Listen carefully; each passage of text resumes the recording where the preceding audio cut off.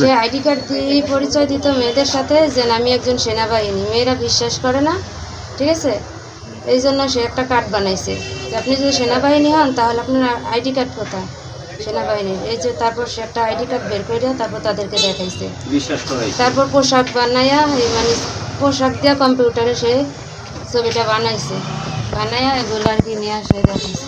সেনাবাহিনীর ভুয়া সার্জেন্ট পরিচয় দিয়ে বিভিন্ন নারীর সাথে গড়ে তোলেন অনৈতিক সম্পর্ক। এমনকি নানা অজুহাতে স্ত্রীকে করতেন শারীরিক নির্যাতন। অবশেষে তা সইতে না পেরে স্বামীর প্রতারণার বিষয়টি সেনাবাহিনী ও পুলিশকে জানিয়েছেন ওই গৃহবধূ। পরে স্ত্রীর অভিযোগের ভিত্তিতে সেনাবাহিনীর ভুয়া সার্জেন্ট এমদাদুল হককে আটক করে পুলিশ। একমাত্র ওয়ালটন এসি দিচ্ছে 1 বছরের রিপ্লেসমেন্ট গ্যারান্টি। শনিবার সন্ধ্যায় বরিশালের মেহেন্দিগঞ্জ উপজেলার চাঁদপুর ইউনিয়নের 7 নম্বর ওয়ার্ডের গাজীবাড়ির সামনে থেকে তাকে আটক করা হয়। আটক ভুয়া সার্জেন্ট এমদাদুল হকের আসল নাম মোহাম্মদ জুয়েল হোসেন গাজী। তিনি মেহেন্দিগঞ্জ উপজেলার চাঁদপুর ইউনিয়নের 7 নম্বর ওয়ার্ডের বাসিন্দা। অভিযুক্ত জুয়েল হোসেন গাজী চাঁদপুর ইউনিয়নের কোডেরহাট বিশ্বাসবাড়ির কাছে ওষুধের ব্যবসা করেন।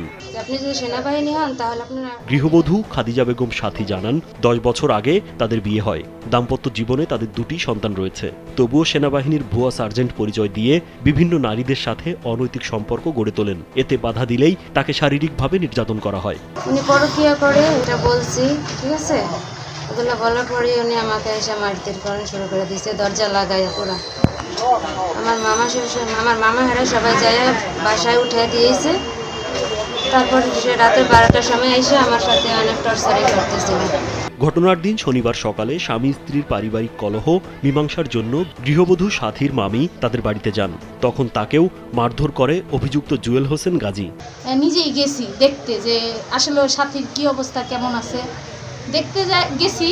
তো যাইয়া প্রথমে দেখি ওর শাশুড়িরে। আমি বললাম সাথী কোথায়? কয় আমার ঘরে তুমি যাও না, আমি তোমাকে চিনি না, তুমি কে? আমি বললাম কালকে যে আমি ওরে বুঝাই দিলাম আপনি চিনেন না, আমি ওর মামি। বলে ও মামি, আচ্ছা তাহলে আমার ঘরে যাও না, চুপ চুপ চুপ বসো এখানে।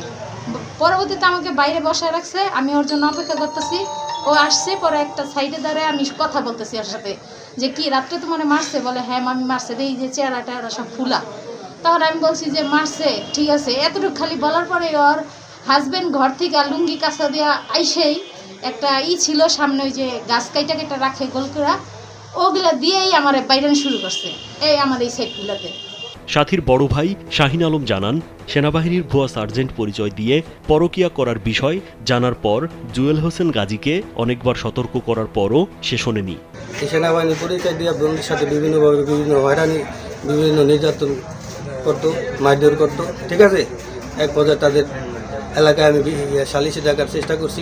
মেহেন্দিগঞ্জ থানার ভারপ্রাপ্ত কর্মকর্তা মোহাম্মদ মাহবুবুর রহমান জানান ভুয়া সার্জেন্টকে আটকের পর প্রাথমিক জিজ্ঞাসাবাদে প্রতারণার বিষয়টি স্বীকার করেছেন।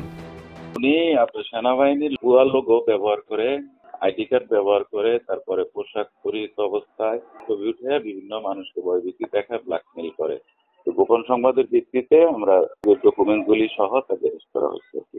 এই সংক্রান্তে মামলা হয়েছে নিয়মিত মামলা, আর তাই কোর্ট চালান রয়েছে। আটক জুয়েল হোসেন গাজীর বিরুদ্ধে মামলার পর রোববার সকালে তাকে বরিশাল জেল হাজতে পাঠানো হয়।